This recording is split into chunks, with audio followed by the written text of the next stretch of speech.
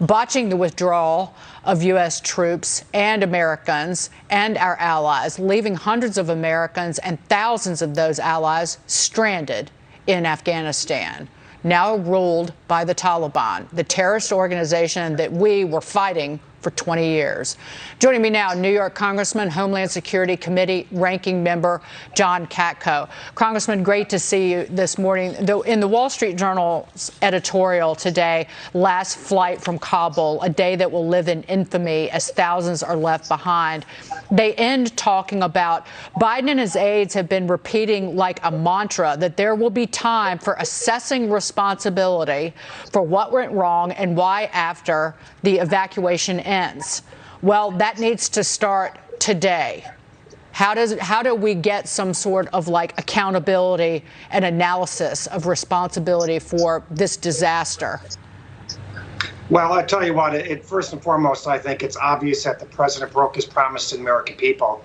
He assured us that he was going to stay there as long as it takes to get all the Americans out. Now they're admitting they didn't do that, which is unbelievable to anybody in America. And also the thousands of people who helped us and kept us safe over the last 20 years, they're already getting reprisals from the Taliban in a few hours after we left. So what we got to do going forward is to leave no stone unturned and examine everything we possibly can about how this colossal failure happened and who's responsible for it. And with respect to the president, I want to know if the reports are true.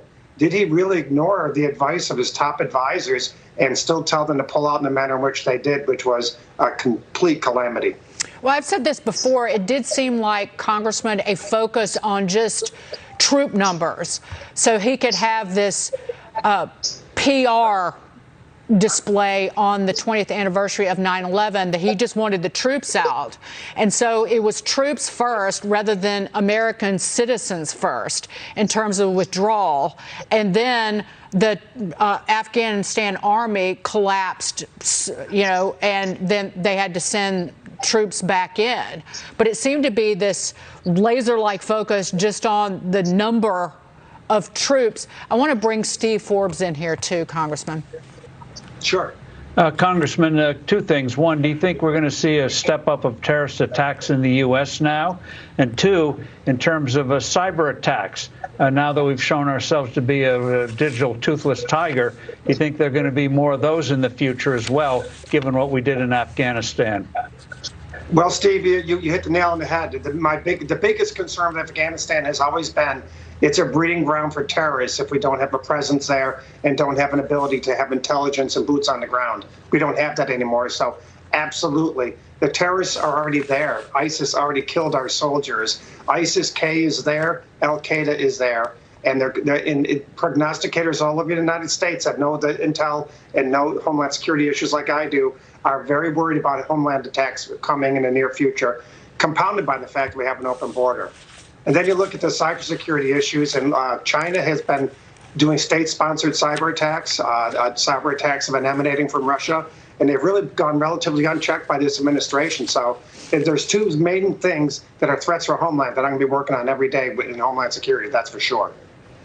Congressman, just one thing I will add. I talked to Andy McCarthy, who was the federal prosecutor against the blind sheikh, related to attacks and even planned attacks here, or the attempted attack on the World Trade Center in the 90s. And he said that our homeland protections are so much better than they were 20 years ago. And just in terms of coordination between local law enforcement authorities, the police, FBI, and the intelligence community, that they communicate better. But what you saw after al-Qaeda, again, we have once again, Afghanistan is a haven for al-Qaeda. And, in 15 provinces, just according to the United Nations. So Osama bin Laden declared war on the United States in '96, and it was in short order in 2 years or so that we had attacks on our embassies in East Africa, then the USS Cole attack, and then the 9/11 attack.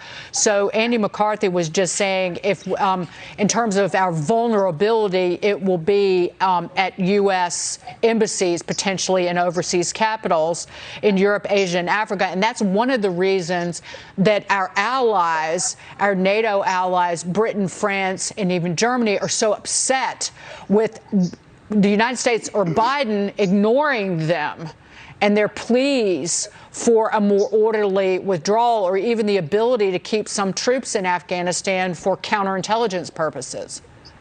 Yeah, you're absolutely right. But there's one thing that Andy's not really considering, and something I'm seeing every day is our southern border is wide open, completely. With this administration's policies, people are walking across the border in record numbers, and we know from the outgoing Customs and Border Patrol chief that known and suspected terrorists that have been seized at the southern border this year is at unprecedented levels, to use his words. And I know that from intelligence briefings that I've had.